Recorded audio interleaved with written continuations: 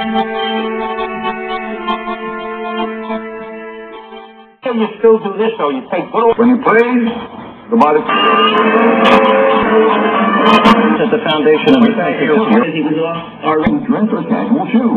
These double cushions... Stand ready. Grow. A whole collection of fun. Now, you coming to L.A.? What's your... The deep divide that...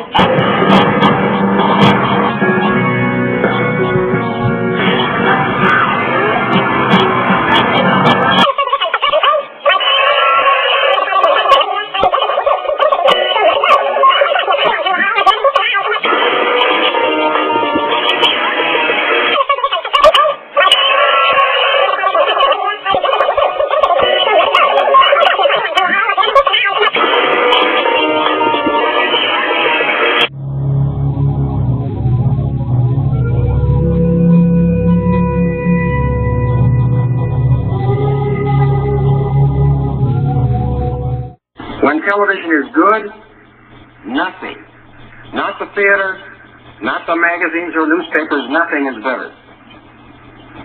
But when television is bad, nothing is worse. I invite each of you to sit down in front of your own television set when your station goes on the air and stay there for a day without a book, without a magazine, without a newspaper, without a profit and loss sheet or a rating book to distract you. Keep your eyes glued to that set until the station signs off. I can assure you that what you will observe is a vast wasteland. You will see a procession of game shows, formula comedies about totally unbelievable families, blood and thunder, mayhem, violence, sadism, murder, Western bad men, Western good men, private eyes, gangsters, more violence and cartoons. And endlessly commercials, many screaming, cajoling, and offending. And most of all, boredom. True, you'll see a few things you will enjoy, but they will be very, very few. And if you think I exaggerate, I only ask you to try it. Is there one person in this room who claims that broadcasting can't do better? What some specific problems might TV cause with children? And that's a big question, and I think there's lots of different answers to that, depending on the age, the amount of TV that they watch, the types of TV that they're exposed to, and how the adults around the child handle that. Children at different ages have different abilities to process the information that they're seeing on TV. Before the age of 2, kids don't really process any of that information. To them, watching TV, it's just moving lights and sounds and objects, and it doesn't really mean anything to them. The literature talks about kids becoming active TV viewers right at about 2 and a half, and that's where they can actually begin to start to make sense of some of the storylines. Very simply, the storylines that are happening, they usually have a favorite TV show, and maybe a cartoon character that they may follow. Things on TV will make them laugh and stuff like that at that point. Well, the advantages are it's entertaining. For some people it can be relaxing and a nice way to just sort of unwind from one activity to another. A disadvantage is that people can often just tend to zone in front of it and can spend hours, and they wake up all of a sudden and 4 hours have passed and they've been watching TV. One of the biggest issues with kids at all ages is their ability to distinguish between reality and fantasy. And of course, the younger a kid is, the less ability they have to do that. All of the TV programming, we don't have a tremendous amount of educational programming or programming that's designed to engage people more and think more critically. And if there were more of that, or if parents were more successful in helping their children choose shows like that, then that would be more educational for the kids, and it would be more productive. Like Sesame Street would have kids counting and repeating the words afterward.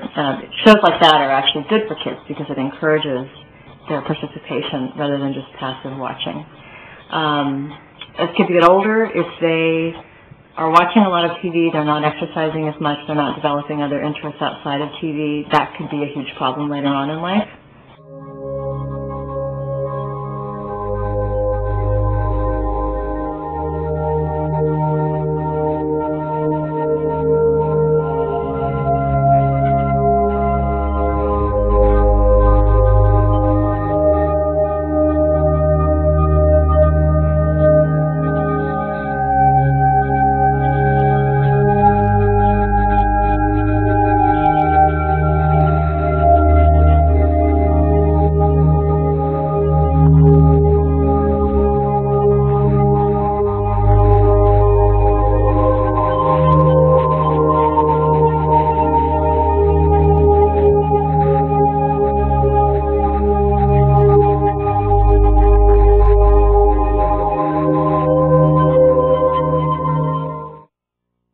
name is Rachel Oak. Do you have a son?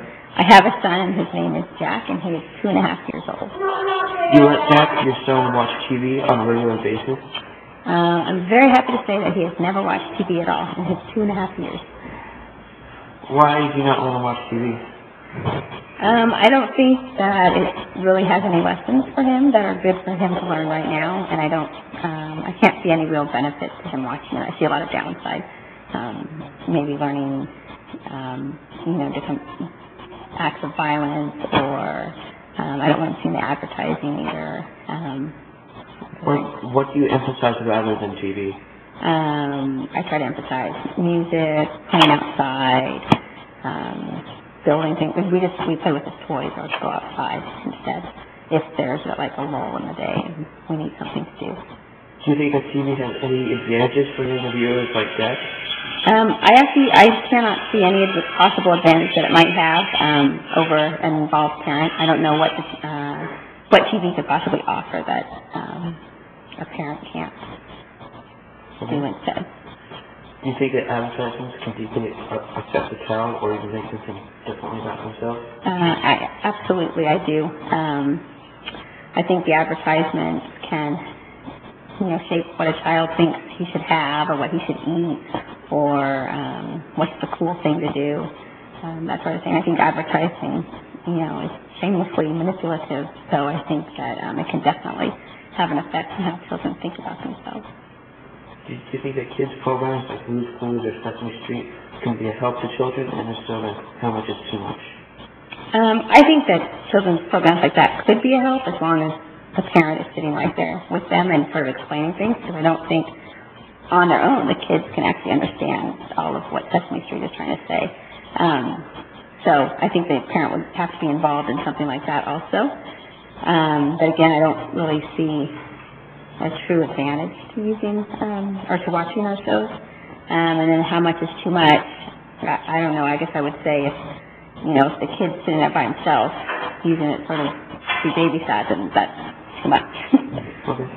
And what is your overall opinion of TV and its effects on the mind of a child as well as on the mind of an adult? Well, my overall opinion of TV is pretty low. Although I watched it before I had a child, but now, when I look at it, I can't see that there's anything good for it. And I think it definitely affects the mind of young viewers. They're in this period of life where either you're doing a lot of shaping of their thoughts, their emotions, that sort of thing. And I would just rather not have TV have any control over that. And then I think it can also affect the mind of an adult in the same way, really, I guess, by viewing acts of violence or that sort of thing. They might think such behavior is acceptable. So I just think we're better off with it. Yeah, thank you very much. You're welcome.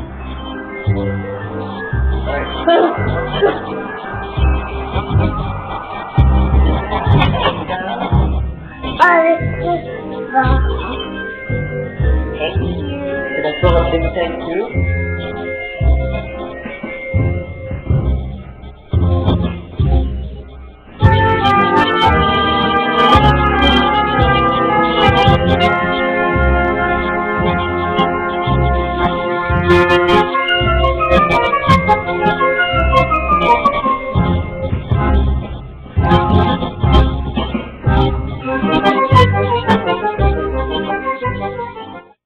Does violence on TV really lead to more aggressive kids? The question, they have not been able to conclusively prove that that is so. There's lots of studies that are suggestive of that. And one of the variables that researchers have talked about a lot is the parents.